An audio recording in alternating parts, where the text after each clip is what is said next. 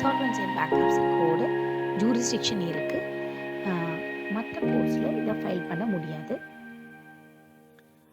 Individual இன்சால்வன்சிங்கிறது ஒரு தனி மனிதன் அல்லது ஒரு பார்ட்னர்ஷிப் ஃபார்ம் அல்லது ஒரு சோல் ப்ரொப்ரைட்டர்ஷிப் கன்சர்ன் அந்த மாதிரி இருக்கிறதுக்கு மட்டும்தான் இண்டிவிஜுவல் இன்சால்வன்சி அப்ளிகபிள். இல்லாமல் நமக்கு கார்ப்பரேட் இன்சால்வன்சி அப்படின்னு ஒன்று இருக்குது. கார்ப்பரேட் இன்சால்வன்சினா என்னென்னா கம்பெனியோட கம்பெனி திவால் ஆகிறது. ஸோ கம்பெனி ஒரு நிறுவனம், கம்பெனினா அது கம்பெனியாகவும் இருக்கலாம், இல்லை எல்எல்பியாகவும் இருக்கலாம். எல்எல்பினா லிமிடெட் லைபிலிட்டி பார்ட்னர்ஷிப் அந்த மாதிரி இருக்கிறத முன்னாடி கம்பெனிஸ் ஆக்ட் 1956 இருக்கும்போது வைண்டிங் அப்போ நம்ம ஹைகோர்ட்டில் ஃபைல் பண்ணுவோம். ஆனால் ஒரு தனி ட்ரிபியூனல் கொண்டு வந்துட்டாங்க. ஸோ நாம் ஐபிசி படி என்சிஎல்டியில் ஃபைல் பண்ண முடியும். அப்புறம் இந்த ஐபிசி ஏன் கொண்டு வந்தாங்க அப்படின்னா, நிறைய லெஜிஸ்லேஷன்ஸ், நிறைய சட்டங்கள் இருந்துச்சு. அந்த எல்லா சட்டத்தையும் ஒன்றா ஒருங்கிணைத்து ஒரு கன்சால்டேட் பண்ணி ஒரே சட்ட திருத்தமாக கொண்டு வந்து இந்த ஆக்ட் ஒரு கன்சாலிடேட்டட் ஆக்டாக இருக்கிறதுக்காக தான் இந்த ஆக்டை கொண்டு வந்திருக்காங்க. இதோட மெயின் சாராம்சம் என்ன அப்படின்னு பார்த்தீங்கன்னா, டைம் பவுண்டு மேனர். இந்த கார்ப்பரேட் பர்சன்ஸோட இன்சால்வன்சியாக இருக்கட்டும், இல்லை இண்டிவிஜுவல் இன்சால்வன்சியாக இருக்கட்டும், ஒரு டைம் குறிப்பிட்டு அந்த கால நிர்ணயம் செஞ்சு அந்த கால வரையறைக்குள்ளே இதை முடிக்கிறது தான் அந்த ஆக்டோட ஒரு சாராம்சம். அதுக்கப்புறம் இந்த கோடில் அதோட ஃப்ரேம் ஒர்க் என்னன்னு பார்த்தீங்கன்னா, ஐபிபிஐன்னு ஒரு போர்டு இருக்குது. அந்த போர்டு ஒரு ஸ்டாச்சுட்டரி கிரியேஷன். அந்த போர்டுக்கு கீழே தான் ஐபிபிஏனா insolvency and bankruptcy board of India. அந்த போர்டு கீழே ஐபிஏ அப்படின்னு சொல்லி அமைப்புகள் இருக்குது. எப்படி ஒவ்வொரு ப்ரொஃபஷன்லேயும், ஒரு உதாரணத்துக்கு அட்வொகேட் ப்ரொஃபஷன் எடுத்துக்கிட்டோன்னா பார் கவுன்சில் ஆஃப் இந்தியான்னு ஒன்று இருக்குது. அதுக்கு கீழே நாம் ஒவ்வொரு அட்வொகேட்ஸ்க்கும் அசோசியேஷன் தனியாக, பார் அசோசியேஷன் தனியாக இருக்கு இல்லையா, அது மாதிரி இங்கே இன்சால்வன்சி ப்ரொஃபஷனல்ஸ் இருக்காங்க. இன்சால்வன்சி ப்ரொஃபஷனலுக்கு இன்சால்வன்சி ப்ரொஃபஷனல் ஏஜென்சிஸ் அப்படிங்கிறது இருக்குது. அதே மாதிரி இதெல்லாம் ரெகுலேட் பண்ணுறதுக்கு insolvency bankruptcy board of India அப்படின்னு சொல்லி ஐபிபிஏ இருக்குது. ஸோ இந்த அமைப்பு இதுதான், இவங்கெல்லாம் ரெகுலேட்டரி ஃப்ரேம் ஒர்க்கில் ரெகுலேட்டர்ஸாக இருக்காங்க. ஐபிபிஏயில் பார்த்தீங்கன்னா இன்சால்வன்சி ப்ரொஃபஷனல்ஸ் இருக்காங்க, service providers, insolvency professionals, insolvency professional agencies, insolvency professional entities, information utilities, registered valuer organisations. இவங்க எல்லாருமே சர்வீஸ் ப்ரொவைடர்ஸ்ன்னு சொல்கிறோம். இது எல்லாமே இந்த ஃப்ரேம் ஒர்க்கில் இருக்குது. அண்ட் அட்ஜுடிகேட்டர். நம்ம அட்ஜுடிகேட்டர்னு பார்த்தோம்னா கோர்ட்டு எப்படி நம்ம நீதிமன்றங்கள் இருக்கோ அது மாதிரி இந்த ஐபிசியோட அட்ஜுடிகேட்டிங் அத்தாரிட்டி ரெண்டு. ஒன்று நேஷ்னல் கம்பெனி லா ட்ரிபியூனல், இன்னொன்று debt recovery tribunal, NCLT and DRT. So NCLT corporate என்டிட்டிஸ்க்கு, அதாவது கம்பெனிஸ் அண்ட் எல்எல்பிக்கு மட்டும் NCLT applicable. Non corporate entities, அதாவது இண்டிவிஜுவல்ஸ் அண்ட் பார்ட்னர்ஷிப் ஃபார்ம்ஸ்க்கு டெட் ரெக்கவரி ட்ரிபியூனல் தான் அப்ளிகபிள். இது எல்லாமே சட்டங்கள் கொண்டு வந்திருக்காங்க. ஆனாலும் இந்த டிஆர்டி இண்டிவிஜுவல் இன்சால்வன்சிங்கிறது இப்போ வரைக்கும் ப்ராக்டிக்கலாக இன்னும் ஃபைல் பண்ண ஆரம்பிக்கலை. பட் என்சிஎல்டியில் corporate insolvency, corporate resolution process, insolvency resolution process, liquidation, voluntary liquidation, இது எல்லாமே நடந்துக்கிட்டு இருக்குது. ஐபிபிஏ அண்ட் சர்வீஸ் ப்ரொவைடர்ஸ், முன்னாடி நம்ம சொன்ன மாதிரி insolvency and bankruptcy board of இந்தியாவுக்கு கீழே நிறைய சர்வீஸ் ப்ரொவைடர்ஸ் இருக்காங்கன்னு சொன்னோம். அவங்க யாரெல்லாம் அப்படின்னா, ஃபர்ஸ்ட் இன்சால்வன்சி ப்ரொஃபஷனல்ஸ். இது எப்படி டாக்டர், அட்வொகேட், சார்ட்டர்ட் அக்கௌண்டன்ட், இவங்கெல்லாம் ஒவ்வொரு ப்ரொஃபஷனலும், அது மாதிரி இது ஒரு நியூலி எமர்ஜ்டு ப்ரொஃபஷன் அப்படின்னு சொல்லலாம். இன்சால்வன்சி ப்ரொஃபஷனல்ஸ் அப்படின்னா இதுக்கு முன்னாடி ஐபிசி வர்றதுக்கு முன்னாடி இன்சால்வன்சி ப்ரொஃபஷனல் யார் அப்படின்னா ஓஎல்னு கேள்விப்பட்டிருப்போம் நம்ம எல்லாம். கம்பெனிஸ் ஆக்டில் அஃபிஷியல் லிக்விடேட்டர் அப்படின்னு ஒருத்தர் அப்பாயிண்ட் பண்ணியிருப்பாங்க. அஃபிஷியல் லிக்விடேட்டருக்கும் இந்த இன்சால்வன்சி ப்ரொஃபஷனலுக்கும் என்ன வித்தியாசம் அப்படின்னு பார்த்தீங்கன்னா, அஃபிஷியல் லிக்விடேட்டருங்கிறவங்க ஒவ்வொரு ஹைகோர்ட்லேயும் அட்டாச் ஆகியிருப்பாங்க. அவங்க சென்ட்ரல் கவர்மெண்ட்டோட ஸ்டாஃப், ஒரு பப்ளிக் சர்வெண்ட் மாதிரி. அவங்க எந்த கேசஸாக இருந்தாலும் அந்த ஓஎல் ஆஃபீஸில் இருக்கிறவங்க தான் ஹேண்டில் பண்ணுவாங்க. இந்த சிஸ்டமை இப்போது ஐபிசிக்கு அப்புறம் மாற்றிருக்காங்க. ஏன் மாற்றிருக்காங்க அப்படின்னா, நிறைய டிஸ்அட்வான்டேஜஸும் இருக்குது அந்த ஓஎல் சிஸ்டமில். அதாவது நிறைய பேக்லாக், பெண்டன்சி ஆஃப் கேசஸ், ஒரே ஆஃபீஸே எல்லா கேசஸையும் ஹேண்டில் பண்ணுறதுனால நமக்கு நேர பற்றாக்குறை, அந்த மாதிரியான விஷயங்கள்லாம் இருக்கிறதுனால இப்போது தனியாக ஒவ்வொரு இண்டிவிஜுவல் ப்ரொஃபஷனல்ஸ்க்கும் ப்ரைவேட் இண்டிவிஜுவல்ஸ்க்கு இந்த பொறுப்பை ஒப்படைச்சிருக்காங்க. எஃபிஷியண்ட்டான அந்த தகுதி உடைய இன்சால்வன்சி ப்ரொஃபஷனல்ஸை அப்பாயிண்ட் பண்ணுறாங்க. அவங்க ஒவ்வொரு கேஸுக்கும் எப்படி ரிசீவர் அப்பாயிண்ட் பண்ணுவாங்க கோர்ட்டில், ஒரு கமிஷனர், அட்வொகேட் கமிஷனர் அப்பாயிண்ட் பண்ணுவாங்க. அது மாதிரி இன்சால்வன்சி ப்ரொஃபஷனலும் ஒவ்வொரு கேஸ் பேசிஸில் அப்பாயிண்ட் பண்ணுறாங்க. ஒரு கேஸில் இன்சால்வன்சி ப்ரொஃபஷனல் அப்பாயிண்ட் பண்ணால் அந்த கேஸை பொறுத்த வரைக்கும் அவர் தான் இன்சால்வன்சி ப்ரொஃபஷனல். அவர் லிக்விடேட்டராக இருக்கலாம், அவர் தான் ஆர்பியாக இருக்கலாம், ரெசல்யூஷன் ப்ரொஃபஷனலாக இருக்கலாம், அவரே ஐஆர்பியா, இன்சால்வன்சி ரெசல்யூஷன், ஐஆர்பின்னா இன்டரிம் ரெசல்யூஷன் ப்ரொஃபஷனல். அப்படி ஐஆர்பியாவோ ஆர்பியாவோ லிக்விடேட்டராகவும் வேறு ரோல் கூட ப்ளே பண்ணலாம். எந்த ஸ்டேஜில் அவங்கள அப்பாயிண்ட் பண்ணுறாங்களோ அந்த நேமில். இதே இண்டிவிஜுவல் இன்சால்வன்சியில் அவங்களையே பேங்க்ரப்சி ட்ரஸ்டியாகவும் அப்பாயிண்ட் பண்ணுறாங்க. ஸோ இந்த இன்சால்வன்சி ப்ரொஃபஷனல் ஃபங்க்ஷன்ஸ் எல்லாம் பார்த்தீங்கன்னா, ஓஎல் எப்படி இருந்தாரோ முன்னாடி ஓஎல் எப்படி இருப்பாங்களோ அது மாதிரி தான் இப்போ இருக்கிற ஐபிஸ். ஒவ்வொரு ஐபிக்கும் அது மாதிரி அவங்களுக்கான தகுதிகள் எல்லாத்தையும் பார்த்து தான் இதை செட் பண்ணியிருக்காங்க. ஸோ இவங்களுக்கான குவாலிஃபிகேஷன்ஸ் இதெல்லாம் நம்ம பின்னாடி பார்க்கலாம். Then insolvency professional agency. இன்சால்வன்சி ப்ரொஃபஷனல் ஏஜென்சின்னா யாருன்னா, நமக்கு எப்படி அட்வொகேட்ஸ்க்கு ஒரு பார் அசோசியேஷன் இருக்கும் அந்த மாதிரி அசோசியேஷன் மாதிரி இவங்க வந்துட்டு இன்சால்வன்சி ப்ரொஃபஷனல் ஏஜென்சிஸ்ன்னு வச்சுருக்காங்க. இப்போதைக்கு ஒரு 3 ஐபிஎஸ் இருக்குது.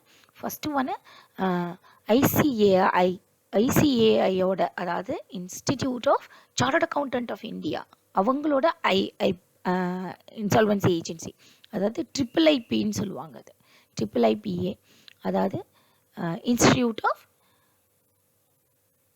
இன்சால்வன்சி ப்ரொஃபஷனல்ஸ் ஆஃப் ஐசிஏ அந்த மாதிரி. அதுக்கப்புறமா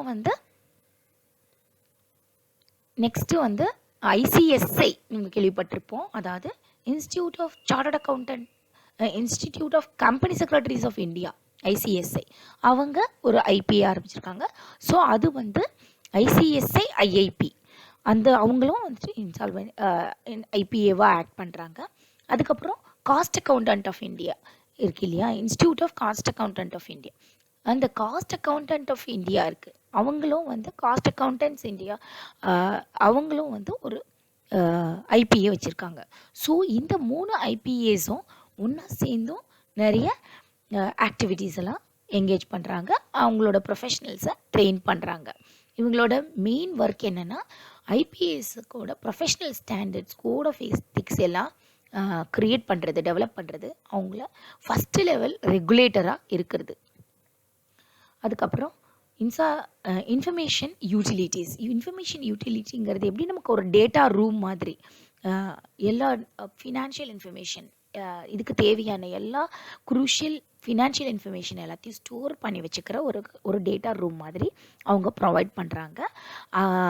அந்த ப்ரொவைட் பண்ணுற இன்ஸ்டிடியூஷன் தான் இன்ஃபர்மேஷன் யூட்டிலிட்டிஸ். அவங்க அதுக்கேன்னு தனி, ஒவ்வொருத்துக்கும் தனி குவாலிஃபிகேஷன்ஸ் ப்ரிஸ்கிரைப் பண்ணியிருக்காங்க. ப்ரிஸ்கிரைப் பண்ண குவாலிஃபிகேஷன்ஸ் இருந்ததுன்னா அவங்க ரெஜிஸ்டர் பண்ணிக்கலாம். ஸோ ஐபிபிஐ கீழே இன்ஃபர்மேஷன் யூட்டிலிட்டியாக ரெஜிஸ்டர் பண்ணியிருக்கிற ஒரு கம்பெனி அவங்க என்ன பண்ணுவாங்கன்னா they will collect financial information அவங்க ஆத்தென்டிகேட் பண்ணுவாங்க பார்ட்டிஸ் அந்த ரெசல்யூஷன் ப்ராசஸை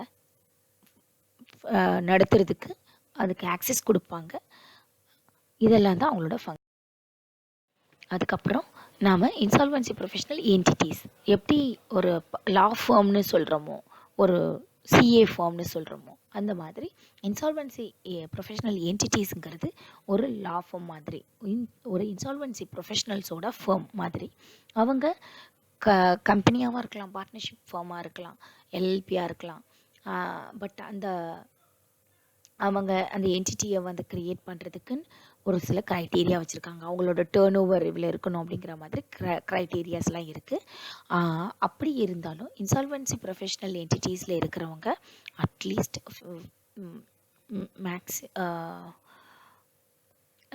எல்லாருமே வந்து இன்சால்வன்சி ப்ரொஃபஷனல்ஸாக ரிஜிஸ்டர்ட் இன்சால்வன்சி ப்ரொஃபஷனல்ஸாக இருக்கணும், குவாலிஃபைடாக இருக்கணும்.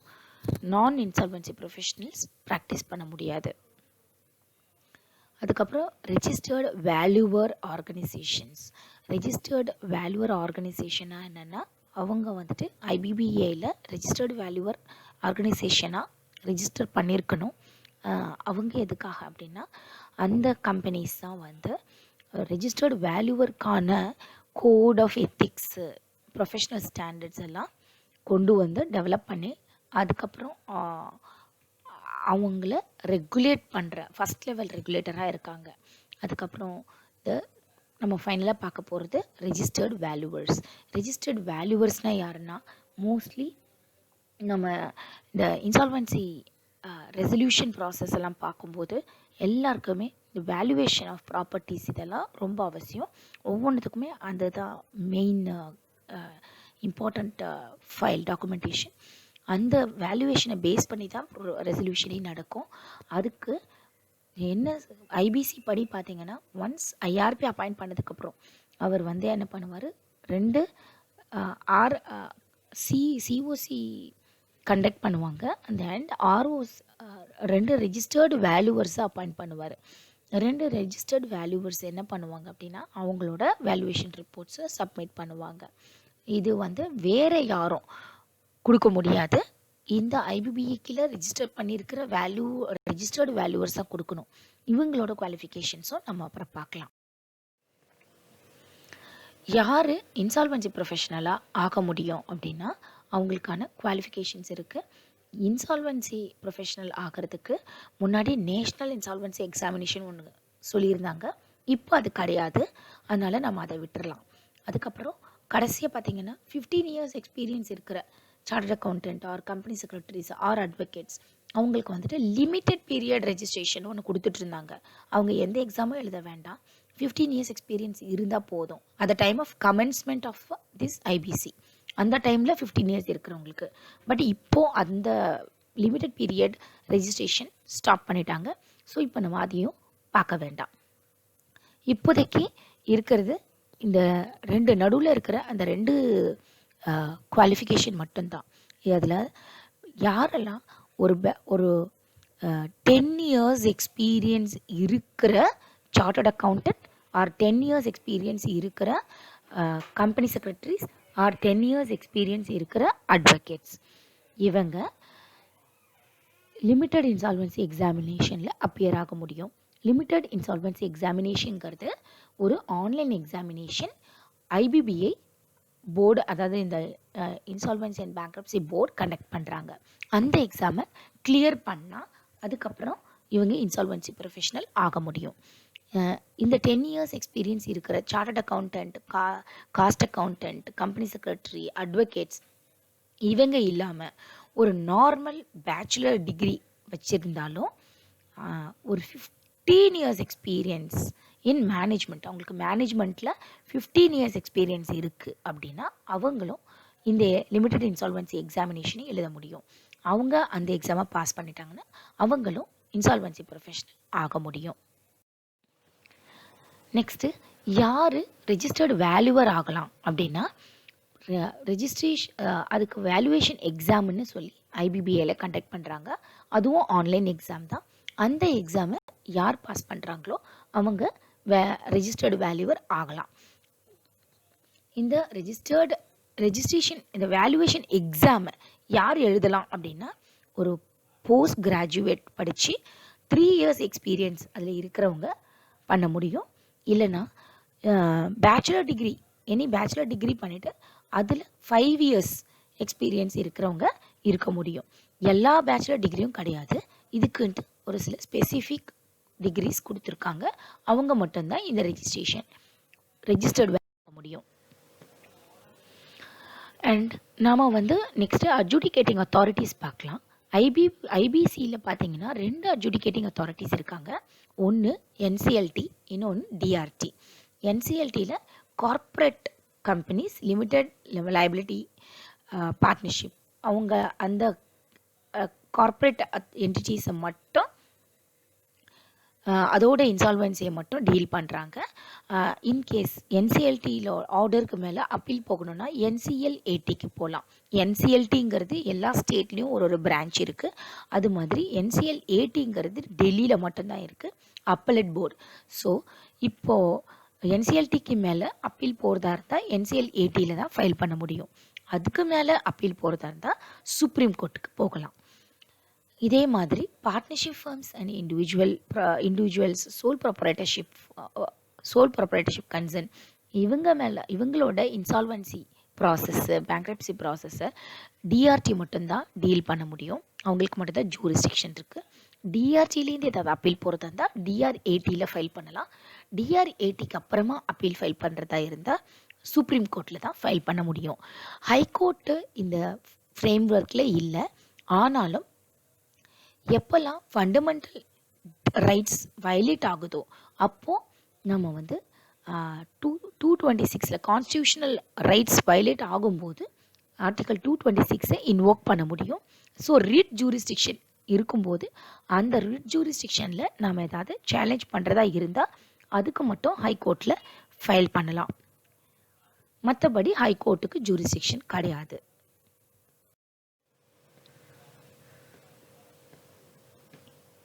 இப்போது ஐபிசியை 3 டிவைட் பண்ணுறாங்க. Corporate insolvency resolution process, CIRP and liquidation, அதுக்கப்புறம் வாலண்டரி லிக்விடேஷன், அண்ட் தென் ஃபைனலாக பேங்க்ரப்சி, இண்டிவிஜுவல் பேங்க்ரப்சின்னு சொல்லிட்டு. ஸோ அந்த 3 டிவிஷன் கீழே என்ன இருக்குது அப்படின்ற ஒவ்வொரு ப்ரொசீஜரையும் நம்ம தனித்தனியாக பார்க்கலாம். ஸோ இந்த கீ ஸ்டெப்ஸு பேங்க்ரப்சி ஐபிசியில் ஒரு கீ ஸ்டெப்ஸ்ன்னு பார்த்தீங்கன்னா எல்லாத்துலேயுமே இந்த சுழற்சி முறை தான், இந்த ப்ரொசீஜர் தான் ஃபாலோ பண்ணுறோம். ஃபஸ்ட்டு டெட்டாரோ கிரெடிட்டாரோ ஒரு அப்ளிகேஷன் ஃபைல் பண்ணுவாங்க. அதுக்கப்புறம் என்சிஎல்டியில் அப்ளிகேஷன் ஃபைல் பண்ணதுக்கப்புறம் அப்பாயின்மெண்ட் இன்ட்ரிம் ஐஆர்பி அப்பாயிண்ட் பண்ணுவாங்க. அதுக்கப்புறம் ஐஆர்பி ஒரு சிஓசியை கன்ஸ்டியூட் பண்ணுவார். அதாவது கிரெடிட்டார்ஸ் ஆஃப் கமிட்டி ஆஃப் கிரெடிட்டார்ஸை அப்பாயிண்ட் பண்ணுவார். அதுக்கப்புறம் resolution and approval of plan. So இந்த ரெசல்யூஷன் பிளானை அவங்க ப்ரிப்பேர் பண்ணுவாங்க. அதை சிஓசி தான் அப்ரூவ் பண்ணுவாங்க. அதை சப்மிட் பண்ணதுக்கப்புறம் என்சிஎல்டி அதை அக்செப்ட் பண்ணலாம், இல்லை ரிஜெக்ட் பண்ணலாம். ஒன்ஸ் இப்போது நிறைய ரூலிங் இருக்குது. Majority of COC members elect பண்ணி ஓட் பண்ணி டிசைட் பண்ணிட்டாங்கன்னா NCLT has to approve it. அதை அதோட இன்டெப்த்தாக போய் எதையும் மாற்ற முடியாது. அந்த டேர்ம்ஸ் அண்ட் கண்டிஷன்ஸை அப்படியே அக்செப்ட் பண்ணணும் அப்படிங்கிற மாதிரி ரூலிங்ஸ் இருக்குது. ஸோ என்சிஎல்டி அக்செப்ட் பண்ணிட்டாங்க அப்படின்னா ரெசல்யூஷன் பிளான் எக்ஸிக்யூட் பண்ணுவாங்க. இன்கேஸ் அது ரிஜெக்ட் ஆகுது அப்படின்னா லிக்விடேஷன் பிளான் ஸ்டார்ட் ஆகிடும். அதுக்கப்புறம் அவங்களோட அசட்ஸ் எல்லாத்தையும் கம்பெனியோட கார்ப்பரேட் டெட்டாரோட அசட்ஸை சேல் பண்ணி டிஸ்ட்ரிபியூட் பண்ணுவாங்க கிரெடிட்டர்ஸ்க்கு. ஸோ இப்படி தான் அந்த இருக்கும் எல்லா இன்சால்வன்சி ப்ரொசீடிங்ஸ்லேயும். நெக்ஸ்ட்டு நம்ம ஒரு சில பார்ட்டிஸை பற்றி நல்லா தெரிஞ்சுக்கணும். இன்சால்வன்சி அண்ட் பேங்க்ரப்சி போர்டில் பொறுத்த வரைக்கும் இந்த சிடி, ஓசிஎஃப்சி, சிஓசி இந்த டேர்ம்ஸை நம்ம யூஸ் பண்ணுறோம். சிடினா யாருன்னா கார்ப்பரேட் டெட்டார்னா யாருன்னா who owes money to the creditor. இப்போது கிரெடிட்டார்ஸ்க்கு வந்துட்டு யார் பணம் தரணுமோ அந்த கம்பெனியை தான் கார்ப்பரேட் டெட்டார்னு சொல்கிறோம். அதுக்கப்புறம் ஓசின்னா யாருன்னா ஆப்ரேஷனல் கிரெடிட்டார். நம்ம கார்ப்பரேட் டெட்டார் கம்பெனிக்கு நெக்ஸ்ட்டு ஃபினான்ஷியல் கிரெடிட்டார். ஃபினான்ஷியல் கிரெடிட்டார்னால் யார் அப்படின்னா, யார் பணம் கொடுக்குறாங்களோ கார்ப்பரேட் டெட்டாருக்கு கடனாவோ ஏதோ ஃபினான்ஷியலாக மணி கொடுக்குறவங்க தான், லெண்டர் தான் ஃபினான்ஷியல் கிரெடிட்டார். இது பேங்க்ஸாக இருக்கலாம், இல்லை என்பிஎஃப்சி மாதிரி நான் பேங்கிங் ஃபினான்ஷியல் இன்ஸ்டிடியூஷனாக இருக்கலாம், இல்லை இண்டிவிஜுவலாக கூட இருக்கலாம், யார் வேணாலும் இருக்கலாம். பட் யார் கொடுத்தாங்களோ அவங்க ஃபினான்ஷியல் கிரெடிட்டார்னு சொல்லுவோம், எஃப்சின்னு சொல்லுவோம். அதுக்கப்புறம் சிஓசின்னா கமிட்டி ஆஃப் கிரெடிட்டார்ஸ். இந்த கிரெடிட்டார்ஸ் எல்லாரும் சேர்ந்து ஒரு கமிட்டி மாதிரி ஃபார்ம் பண்ணுவாங்க. அவங்க எல்லாரும் முடிவு பண்ணுறது தான் இந்த இன்சால்வன்சி ப்ராசஸ். அது ரிசால்வ் பண்ண போகிறாங்களா இல்லை டிசால்வ் பண்ண போகிறாங்களா கம்பெனியை அப்படிங்கிறது தான். கம்பெனியை ரன்னிங் கன்சர்னாக வச்சு நடத்துகிறதும் முடிவு பண்ணுவாங்க. அப்படி முடிவு பண்ணால் ஆர்பி இன்சால்வன்சி ப்ரொஃபஷனல் இருக்கார் இல்லையா, அவர் தான் இந்த கம்பெனி கம்ப்ளீட் மேனேஜ்மெண்ட்டை டேக் ஓவர் பண்ணி கம்பெனியை ரன் பண்ணுவார். டைரக்டர்ஸ் எல்லாம் டிஸ்குவாலிஃபை ஆகிடுவாங்க. அப்படி ரன் பண்ணலாம். இல்லை இது லிக்விடேட் பண்ணுற அளவுக்கு அசட் இல்லை, ரன் பண்ணுற அளவுக்கு அசட் இல்லை அப்படின்னா லிக்விடேட் பண்ணி இருக்கிற அசட்டை சேல் பண்ணி இருக்கிற கிரெடிட்டார்ஸுக்கு டிஸ்ட்ரிபியூட் பண்ணிடுவாங்க. இதுதான் அந்த ப்ராசஸ். அதுக்கப்புறம் கார்ப்பரேட் இன்சால்வன்சி ரெசல்யூஷன் ப்ராசஸோட ஸ்டெப்ஸ் என்ன அப்படின்னா, பேமெண்ட் ஏதாவது டிஃபால்ட் ஆகிடுச்சு, கார்ப்பரேட் டெட்டார் கமிட் பண்ணிட்டாங்கன்னா கிரெடிட்டார்ஸ் வந்து ஒரு நோட்டீஸ் அனுப்புவாங்க, டிமாண்ட் நோட்டீஸ்க்கு டெட்டார் வந்து ரெஸ்பான்ஸ் பண்ணுவாங்க. அதுக்கப்புறம் இன்சால்வன்சி ரெசல்யூஷன் ப்ராசஸ்க்கு வந்து பண்ணுற ஸ்டேஜ் வரும். என்சிஎல்டி வந்து இன்சால்வன்சி ப்ரொஃபஷனலை அப்பாயிண்ட் பண்ணுவாங்க. இன்சால்வன்சி ப்ரொஃபஷனலை ஐஆர்பி அப்பாயிண்ட் பண்ணதுக்கப்புறம் சிஓசியை கான்ஸ்டியூட் பண்ணுவாங்க, அதாவது கமிட்டி ஆஃப் கிரெடிட்டார்ஸை கான்ஸ்டியூட் பண்ணுவாங்க. இந்த சிஓசி வந்து அவங்க தான் வந்து ஃபினான்ஷியல் இன்ஃபர்மேஷன் யூட்டிலிட்டிலேருந்து ஆக்சஸ் பண்ணி எடுத்துக்கலாம். கார்ப்பரேட் டெட்டாரோட எல்லா ஃபினான்ஷியல் இன்ஃபர்மேஷன் யூட்டிலிட்டியில் அவைலபிளாக இருக்கும், அதை யூஸ் பண்ணிக்கலாம்.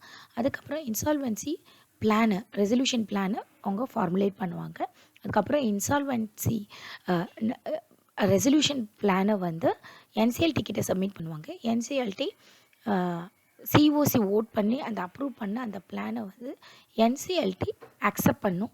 என்சிஎல்டி இன்கேஸ் அந்த ரெசல்யூஷன் பிளானை ரிஜெக்ட் பண்ணிடுச்சுன்னா லிக்விடேஷன் ஆர்டர் பாஸ் பண்ணுவாங்க. ஸோ இதுதான் வந்து நார்மலாக சிஐஆர்பியில் நடக்கிற அந்த ப்ரொசீஜர். அதாவது சிஐஆர்பியில் ஃபஸ்ட்டு என்சிஎல்டி பெட்டிஷன் ஃபைல் பண்ணுறாங்க. பண்ணதுக்கப்புறம் பேப்பர் பப்ளிகேஷன் கொடுப்பாங்க. ஆர்பி வந்து பப்ளிகேஷன் கொடுப்பார். ஐஆர்பி பப்ளிகேஷன் கொடுத்ததுக்கப்புறம் மற்ற கிரெடிட்டார்ஸும் அவங்களோட கிளைம் எல்லாம் சப்மிட் பண்ணுவாங்க. அண்ட் ஒரு லிஸ்ட் ஆஃப் கிரெடிட்டார்ஸ் எடுத்துகிட்டு ஆர்பி வந்து அவரோட அந்த ரெசல்யூஷன் பிளானை ப்ரிப்பேர் பண்ணி ப்ரொசீட் பண்ணுவாங்க. இதை வந்து கமிட்டி ஆஃப் கிரெடிட்டர்ஸ் அப்ரூவ் பண்ணுவாங்க. அப்ரூவ் பண்ணதுக்கப்புறம் திரும்ப அந்த ஆர்பியாவும் அக்செப்ட் பண்ணலாம். அதாவது சிஓசிக்கு அந்த பவர் உண்டு. அவங்க ஆர்பியாவும் அப்ரூவ் பண்ணலாம். இல்லை புதுசாக அவங்களுக்கு சேஞ்ச் பண்ணணுன்னா வேறு ஆர்பியாவும் அப்பாயிண்ட் பண்ணலாம். இப்படி தான் வந்து அந்த ப்ராசஸ் நடக்கும். இன்கேஸ் அந்த ரெசல்யூஷன் ப்ரொசீட் ஆகலை அப்படின்னா கம்பெனியை லிக்விடேஷன் ப்ராசஸ்க்கு கொண்டு போயிடுவாங்க. இதுதான் அடுத்த ஸ்டேஜ். ஸோ கம்பெனி வந்து ஒரு இன்சால்வன்சி ரெசல்யூஷன் ஃபெயிலியர் ஆகிடுச்சு அப்படின்னா அதுக்கப்புறம் ஒரு லிக்விடேஷன் ஆர்டர் பாஸ் பண்ணுறாங்க என்சிஎல்டி ஆர்டர் பாஸ் பண்ணதுக்கப்புறமா லிக்விடேட்டரை அப்பாயிண்ட் பண்ணுவாங்க. அந்த லிக்விடேட்டர் வந்து என்ன பண்ணுவார், பப்ளிக் அனௌன்ஸ்மெண்ட் கொடுப்பாரு, கிளைம்ஸ் எல்லாம் ரிசீவ் பண்ணுவார். அதுக்கப்புறம் ஒரு ப்ரிலிமினரி ரிப்போர்ட் சப்மிட் பண்ணுவார், ப்ராக்ரஸ் ரிப்போர்ட் சப்மிட் பண்ணுவார், அதுக்கப்புறம் ஃபைனல் ரிப்போர்ட் சப்மிட் பண்ணுவார். கடைசியாக அவர் தான் வந்து கம்பெனியை மேனேஜ் பண்ணுவார். ஃபுல் அண்ட் ஃபுல் இருக்கிற அசட் எல்லாத்தையும் லிக்விடேட் பண்ணி ஃபைனலாக கம்பெனி லிக்விடேட் ஆனதுக்கப்புறம் என்சிஎல்டியில் ரிப்போர்ட் சப்மிட் பண்ணோன்னே டிசல்யூஷன் ஆர்டர் பாஸ் பண்ணும் என்சிஎல்டி, அதாவது adjudicating authority. Dissolution order pass பண்ணதுக்கப்புறம் company will cease to exist. அதுக்கப்புறம் கம்பெனி கம்ப்ளீட்டாக டிசால்வ் ஆகிடும். இதுதான் அந்த ப்ரொசீஜர். அது இல்லாமல் வாலண்டரி லிக்விடேஷன். ஸோ இந்த இன்சால்வன்சி ப்ரொசீஜரை கிரெடிட்டார்ஸோ யாரோ மற்றவங்களோ பண்ணாமல் கம்பெனியை டைரெக்டாக வாலண்டரி லிக்விடேஷன் பண்ணனா பண்ணிக்கலாம். இது வந்து 2-3 ஸ்டேஜ் இருக்குது. ஒரு சில கம்பெனி ஒரு பர்பஸ்க்காக ஆரம்பிச்சிருப்பாங்க. அந்த பர்பஸ் முடிஞ்சோடனே வாலண்டரியாக அது லிக்விடேட் ஆகிடும். அதுக்கப்புறம் ஒரு சில ஃபினான்ஷியல் க்ரைசிஸ் இருக்கலாம், அவங்களே வந்து இதை கம்ப்ளீட் பண்ணிக்கலாம், வாலண்டரியாக நம்மளே முடிச்சுக்கலாம் அப்படின்னு முடிவு பண்ணி அவங்களே வந்து லிக்விடேட் பண்ணுறதுக்கும் இருக்குது. அவங்க வந்து என்ன பண்ணணும்னா, ஒரு மெஜாரிட்டி டைரக்டர்ஸ் வந்து ஒரு டிக்ளரேஷன் ஒரு டிக்ளரேஷன் இதில் ஒரு அஃபிடவிட் மாதிரி அவங்க ரெடி பண்ணுவாங்க. அதுக்கப்புறம் டிக்ளேர் பண்ணுவாங்க. நெக்ஸ்ட்டு வந்து ஒரு ஜென்ரல் பாடி மீட்டிங்கு கன்வீன் பண்ணி எல்லாரையும் அதோட மெம்பர்ஸ் எல்லாரையும் கூப்பிட்டு ஒரு ஸ்பெஷல் ரெசல்யூஷன் வித்தின் 4 days அவங்க எடுக்கணும். என்ன ரெசல்யூஷன்னா, இந்த மாதிரி கம்பெனியை நம்ம லிக்விடேட் பண்ண போகிறோம் அப்படின்னு சொல்லிட்டு ஒரு ரெசல்யூஷன் எடுக்கணும். ப்ளஸ் வந்து அதுலேயே லிக்விடேட்டர் யாருங்கிறதையும் டீட்டெயில்ஸ் கொடுத்து அவரையும் அப்பாயின்மெண்ட் பண்ணுவாங்க. இது எல்லாத்தையும் வந்து அவங்க முதல்ல மெம்பர்ஸ் கிட்ட அப்ரூவல் வாங்கணும். நெக்ஸ்ட்டு வாலண்டரி லிக்விடேஷன்ஸ் வந்துட்டு கிரெடிட்டார்ஸ் கிட்டேயும் அப்ரூவல் வாங்குவாங்க.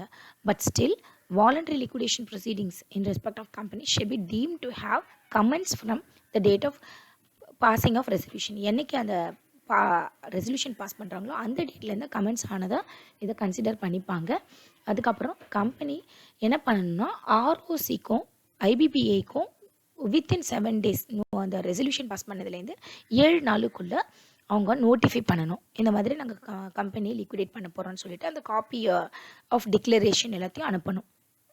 நெக்ஸ்ட்டு வந்து எல்லா ஃபுல் அந்த affairs of corporate person is completely wound up. எல்லாமே பண்ணியாச்சு, அசட்டெல்லாம் சேல் பண்ணியாச்சு, டிஸ்ட்ரிபியூட் பண்ணியாச்சுன்னொன்னே அந்த கம்ப்ளீட் ரிப்போர்ட்டை லிக்விடேட்டர் என்ன பண்ணுவார், அட்ஜுடிகேட்டிங் அத்தாரிட்டி கிட்ட, அதாவது என்சிஎல்டி கிட்ட சப்மிட் பண்ணுவார்.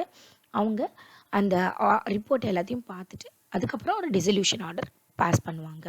அவ்வளோதான். இதுதான் வாலண்டரி லிக்விடேஷன். அதுக்கப்புறம் நம்ம இந்த த்ரெஷோல்டு லிமிட், ஃபீ ஸ்ட்ரக்சர் இதெல்லாம் பார்க்கலாம். செக்ஷன் 7ல் financial creditor insolvency resolution process application file பண்ணுவாங்க.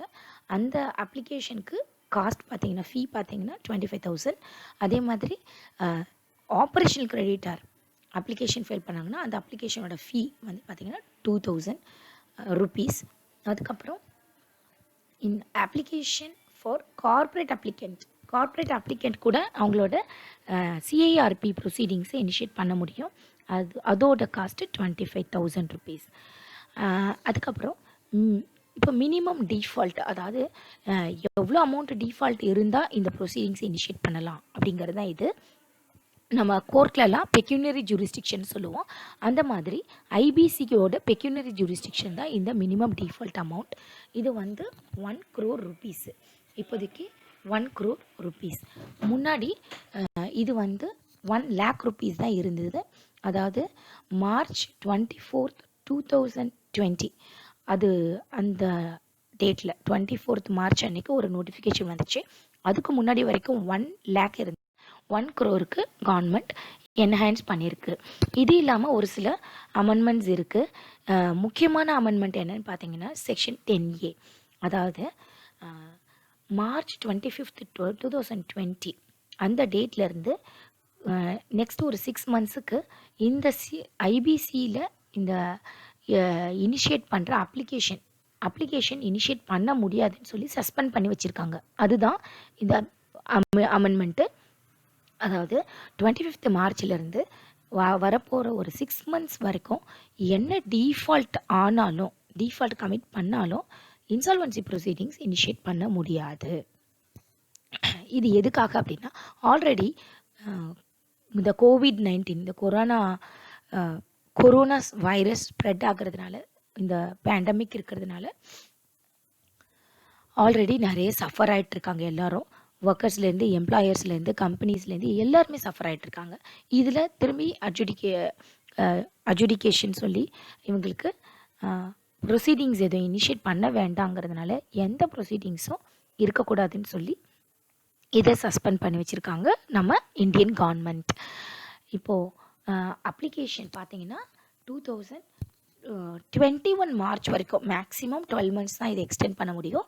ஸோ அப்படி பார்த்தா 2021 மார்ச் 24th வரைக்கும் இது எக்ஸ்டெண்ட் பண்ணிக்கலாம். அது வரைக்கும் எந்த அப்ளிகேஷனும் ஃபைல் பண்ண முடியாது. அதுக்கு இடையில டிஃபால்ட் பண்ணுறவங்களுக்கு கவர்மெண்ட் கொடுத்துருக்க சலுகை இது.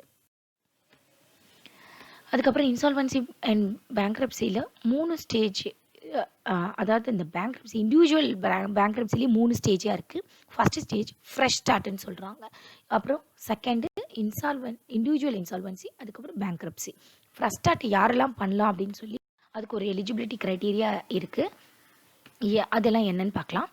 அதாவது டெட்டார், அந்த கடனாளி வந்து 60,000 ரூபாய்க்கு மேலே அவரோட ஆண்டு வருமானம் 60,000 ரூபாய்க்கு எக்ஸீட் ஆகக்கூடாது. அதுக்கப்புறம் அவருக்கு 20,000 ரூபாய்க்கு மேலே அசட் எதுவும், சொத்து எதுவும் வச்சுருக்கக்கூடாது. அதுக்கப்புறம் வந்து 35,000 ரூபாய்க்கு மேலே கடன் இருக்கக்கூடாது. ஸோ அப்படி இருக்கிறவங்க மட்டும்தான் இந்த ஃப்ரெஷ் ஸ்டார்ட்டை இனிஷியேட் பண்ண முடியும். அதுக்கப்புறம் பார்த்தீங்கன்னா ஃப்ரெஷ் ஸ்டார்ட் ப்ராசஸ் என்ன அப்படின்னா, ஃபஸ்ட்டு அப்ளிகேஷன் வந்துட்டு அட்ஜுடிகேட்டிங் அத்தாரிட்டி கிட்ட கொடுப்பாங்க. அது அப்ளிகண்ட், அதாவது டெட்டார் டைரெக்டாக கொடுக்கலாம், இல்லைன்னா ஆர்பி கிட்ட கொடுத்து ஆர்பி மூலமாக கூட இந்த அப்ளிகேஷனை சப்மிட் பண்ணலாம். அதாவது ரெசல்யூஷன் ப்ரொஃபஷனல். அதுக்கப்புறம் appointment or confirmation of resolution professional. அவங்க அதே இருக்கிற ஆர்பியை நம்ம ப்ரப்போஸ் பண்ண ஆர்பியை அவர் கன்ஃபார்ம் பண்ணலாம், இல்லை அப்படின்னா புது ஆர்பி கூட அப்பாயிண்ட் பண்ணலாம். அதுக்கப்புறம் examination of application by RP examine பண்ணதுக்கப்புறமா அப்ளிகேஷனை அட்ஜுடிகேஷன் அத்தாரிட்டி அட்மிட் பண்ணுவார். அதுக்கப்புறம் அப்ஜெக்ஷன் ஏதாவது இருக்கான்னு கிரெடிட்டர்ஸ் கிட்ட கேட்பாங்க. எக்ஸாமினேஷன் பண்ணதுக்கப்புறம் ஃபைனலாக வந்து அந்த குவாலிஃபைங் டெட்டை டிஸ்சார்ஜ் ஆர்டர் பாஸ் பண்ணுவாங்க. நெக்ஸ்ட்டு பார்த்தீங்கன்னா individual insolvency process. Individual insolvency அப்படின்னா கம்பெனி இன்சால்வன்சி மாதிரியே இதுலேயும் அப்ளிகேஷன் ஃபைல் பண்ணுவாங்க. ஒரு இன்ட்ரிம் மொரட்டோரியம் ஸ்டார்ட் ஆகிடும். அதுக்கப்புறம் அப்பாயின்மெண்ட் ஆஃப் ரெசல்யூஷன் ப்ரொஃபஷனல், அதுக்கப்புறம் சப்மிஷன் ஆஃப் ரிப்போர்ட்டு. இதை டிஆர்டி வந்து அட்மிட் பண்ணலாம், இல்லை ரிஜெக்ட் பண்ணலாம். அட்மிட் பண்ணால் மொரட்டோரியம் ஆர்டர் ஆகும், இல்லை ரிஜெக்ட் பண்ணிட்டாங்கன்னா பேங்க்ரப்சி ப்ரொசீடிங் ஸ்டார்ட் ஆகிடும். அட்மிட் பண்ணதுக்கப்புறம் ஆர்பியை அப்பாயிண்ட் பண்ணுவாங்க. ஆர்பி வந்து பப்ளிக் நோட்டீஸ் கொடுப்பாரு, கிளைம்ஸ் எல்லாம் ரிசீவ் பண்ணுவார். மற்ற கிரெடிட்டர்ஸும் பப்ளிக் நோட்டீஸ் பார்த்துட்டு கிளைம்ஸை ஆர்பி கிட்ட சப்மிட் பண்ணுவாங்க. அப்புறம் ஒரு லிஸ்ட் ஆஃப் கிரெடிட்டர்ஸை அவர் ரெடி பண்ணுவார், ப்ரிப்பேர் பண்ணுவார். அதுக்கப்புறம் ரீபேமெண்ட் பிளானை டெட்டார் வந்து ரெடி பண்ணுவார். அந்த ரிப்போர்ட்டை வந்து ரெசல்யூஷன் ப்ரொஃபஷனல் எக்ஸாமின் பண்ணிவிட்டு கிரெடிட்டர்ஸ் எல்லாரையும் சம்மன் பண்ணி மீட்டிங் வைப்பாங்க. அந்த மீட்டிங்கில் என்ன முடிவு பண்ணுறாங்களோ அந்த ரிப்போர்ட்டை அட்ஜுடிகேட்டிங் அத்தாரிட்டி கிட்ட சப்மிட் பண்ணுவாங்க. அந்த அட்ஜுடிகேட்டிங் அத்தாரிட்டி இந்த பிளானை இம்ப்ளிமெண்ட் பண்ணுறதுக்கு ஆர்டர் போடுவார். அதுக்கப்புறம் டிஸ்சார்ஜ் ஆர்டர் ஃபைனலாக பாஸ் பண்ணுவாங்க. இந்த டிஸ்சார்ஜ் ஆர்டர் பாஸ் பண்ணாமல் ரிஜெக்ட் பண்ணால் அதுக்கப்புறம் ஆட்டோமேட்டிக் பேங்க்ரப்சி ப்ரொசீடிங் ஸ்டார்ட் ஆகிடும். இந்த பேங்க்ரப்சி ப்ரொசீடிங்ஸோட ஸ்டெப்ஸ் என்ன, எந்தெந்த ஸ்டேஜில் பேங்க்ரப்சி ப்ரொசீடிங் ஸ்டார்ட் ஆகும்னா, ஒன்று அட்ஜுடிகேட்டிங் அத்தாரிட்டி இந்த பேங்க்ரப்சி ரெசல்யூஷனை ஃபெயிலியர் ஆகிடுச்சு அப்படின்னா பேங்க்ரப்சி ஸ்டார்ட் ஆகும். இல்லை ஆர்பி ஆத்தரைஸ் பண்ணுறாரு அப்படின்னா, அவரே சஜஸ்ட் பண்ணுறாரு, ரெக்கமெண்ட் பண்ணுறாருன்னா பேங்க்ரப்சி ஆகும். இல்லை அந்த ரெசல்யூஷன் பிளான் வந்து கம்ப்ளீட்டாக வந்துட்டு எக்ஸிக்யூட் பண்ணலை, கம்ப்ளீட் பண்ணலை அப்படின்னா அதுக்கப்புறம் பேங்க்ரப்சி ஆர்டர் பாஸ் பண்ணுவாங்க.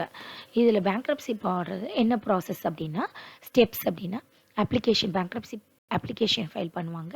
அதுக்கப்புறம் இன்ட்ரிம் மொரட்டோரியம், அதுக்கப்புறம் அப்பாயின்மெண்ட் ஆஃப் பேங்க்ரப்சி ட்ரஸ்டி. அதே சேம் ஆர்பிஓ இல்லை வேறு ஆர்பிஓ பேங்க்ரப்சி ட்ரஸ்டியாக அப்பாயிண்ட் பண்ணுவாங்க. அதுக்கப்புறம் பேங்க்ரப்சி ஆர்டர் பாஸ் பண்ணுவாங்க. Bankruptcy order is valid until discharge. அதுக்கப்புறம் பப்ளிக் நோட்டீஸ் பேப்பர் பப்ளிகேஷன் கொடுத்து கிளைம்ஸ் எல்லாம் ரிசீவ் பண்ணுவாங்க. Preparation of list of creditors, அதுக்கப்புறம் summoning and meeting of creditors meet பண்ணி எல்லாத்தையும் டிஸ்கஸ் பண்ணி அவங்க எப்படி அட்மினிஸ்ட்ரேஷன் பண்ண போகிறாங்க அப்படிங்கிறது தான் அதுக்கப்புறம் administration and distribution of estate of bankrupt எல்லாம் ஃபைனலாக ரிப்போர்ட் சப்மிட் பண்ணதுக்கப்புறம் டிஸ்சார்ஜ் ஆர்டர் கொடுப்பாங்க. So adjudicating authority discharge order pass பண்ணும். ஒன்ஸ் ஒருத்தரை பேங்க்ரப்ட் அப்படின்னு சொல்லி டிக்ளேர் பண்ணிட்டா அவங்களுக்கு ஒரு சில டிஸ்குவாலிஃபிகேஷன்ஸ் இருக்குது. அது என்ன அப்படின்னு பார்க்கலாம். பேங்க்ரப்ட்டு ஒருத்தர் பேங்க்ரப்ட்டுன்னு சொல்லி டிக்ளேர் பண்ணிட்டா அவரை ட்ரஸ்டியாவோ ரெப்ரசன்டேட்டிவாவோ எந்த ப்ராப்பர்ட்டிக்கும் எந்த செட்டில்மெண்ட்டோ எதுக்கும் அப்பாயிண்ட் பண்ண முடியாது. அதுக்கப்புறம் பப்ளிக் சர்வெண்ட்டாக அவர் ஆக்ட் பண்ண முடியாது, அப்பாயிண்ட் பண்ண முடியாது. அப்புறம் எலெக்ஷனில் அவர் கண்டெஸ்ட் பண்ண முடியாது, அவர் ஓட்டு கூட போட முடியாது. அதுக்கப்புறம் வந்துட்டு லோக்கல் அத்தாரிட்டிலையோ எங்கேயுமே எலெக்ஷன்லேயோ அவர் கண்டெஸ்ட் பண்ண முடியாது, எந்த சிட்டிங் போஸ்ட்டோ எதுவுமே அவர் வாங்கிக்க முடியாது. இந்த மாதிரி நிறைய டிஸ்குவாலிஃபிகேஷன்ஸ் பேங்க்ரப்ட்டுக்கு இருக்குது. அதனால் முடிஞ்ச அளவுக்கு சக்ஸஸ்ஃபுல்லாக இன்வெஸ்ட் பண்ணுங்கள், மேனேஜ்மெண்ட் எப்படி சக்ஸஸ்ஃபுல்லாக மேனேஜ் பண்ணுறதுங்கிறது தான் முக்கியமே தவிர அதை கம்ப்ளீட்டாக அவாய்ட் பண்ணுறது ரொம்ப இது கிடையாது, அட்வைசபிள் கிடையாது. ஃபினான்ஷியல் ரிஸ்க்கை ரெடியூஸ் பண்ணுங்கள், அன்னெசரி காஸ்ட் ஏதாவது இருந்தால் அதை கட் பண்ணுங்கள். நன்றி. நான் Santhanalakshmi, advocate and insolvency professional, Visolvent Lexis, Chennai. உங்களுக்கு ஐபிசியில் ஏதாவது சந்தேகம் இருந்தால் என்னை காண்டாக்ட் பண்ணலாம். நன்றி.